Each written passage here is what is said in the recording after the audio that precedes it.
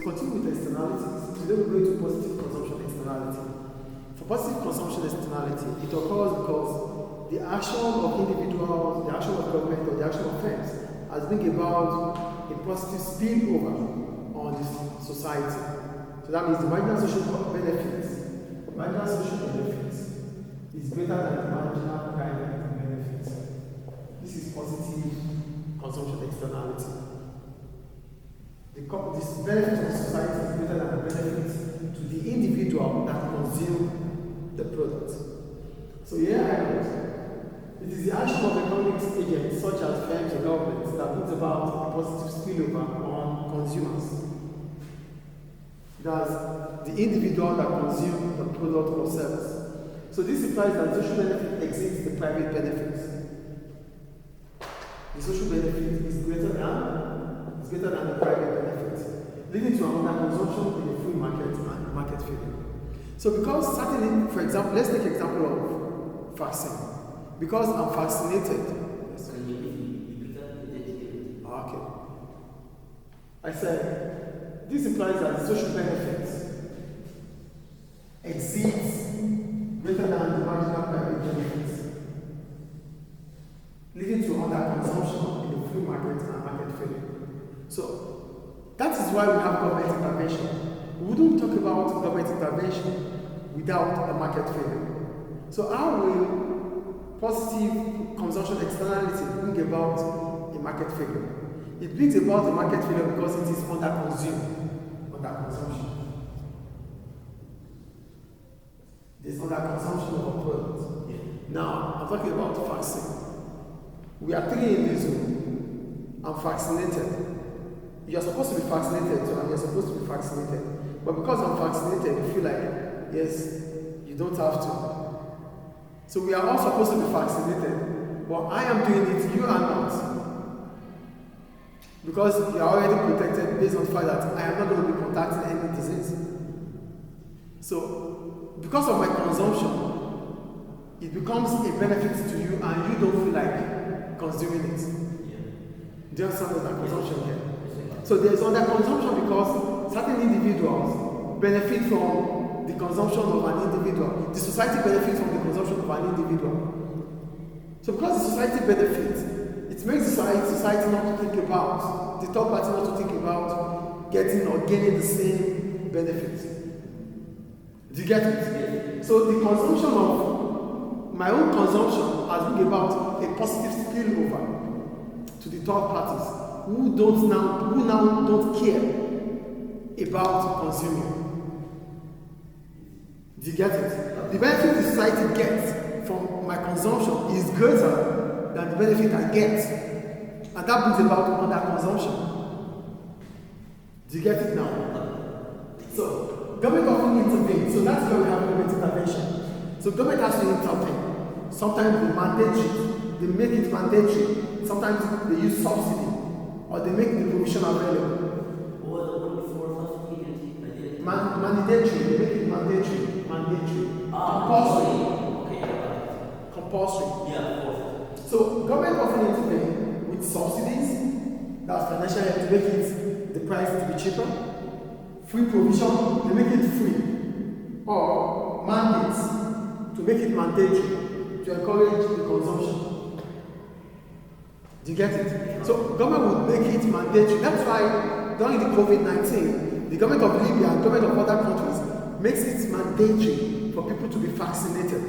So it becomes a yardstick to even get a job. So they make it a mandate. And it's even for free.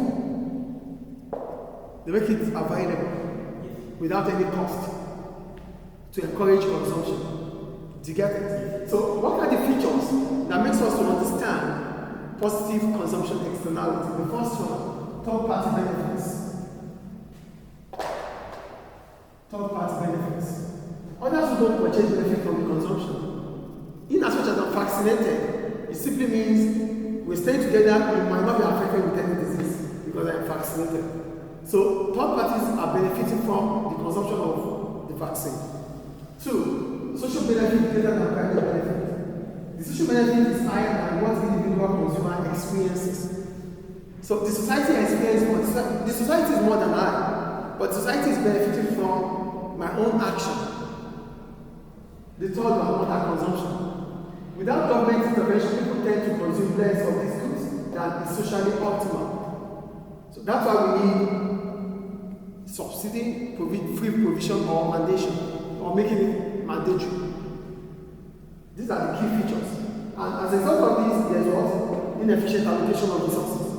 Because overconsumption, underconsumption are both what? Market failure.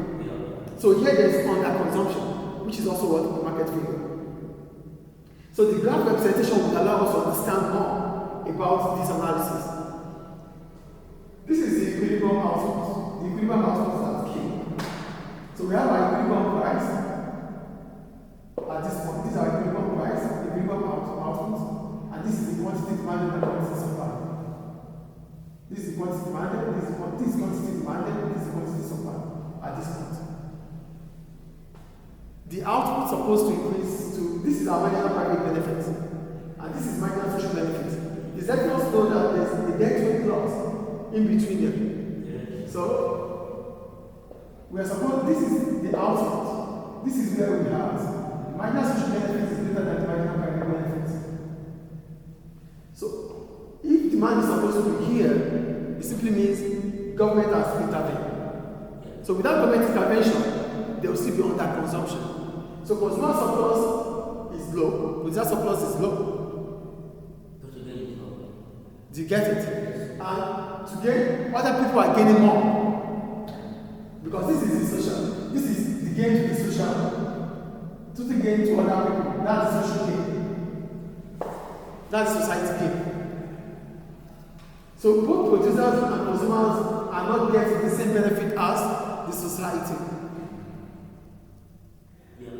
Do we get it now? So the total gain to other people is this. The gain to the society is above the gain to the individual and the gain to the consumer producer. So this is a typical graph for production and consumption externality. Do we get it now? So it simply means the minus benefit is greater than the marginal private benefit. Those that are consuming are this, but those that are gaining are this. So there's a debt weight loss to the society. Do you get it? So the difference between D1 and D is the debt weight loss. Does the path also apply when those persons have benefit? Yeah. I thought social costs. Okay. That's social cost.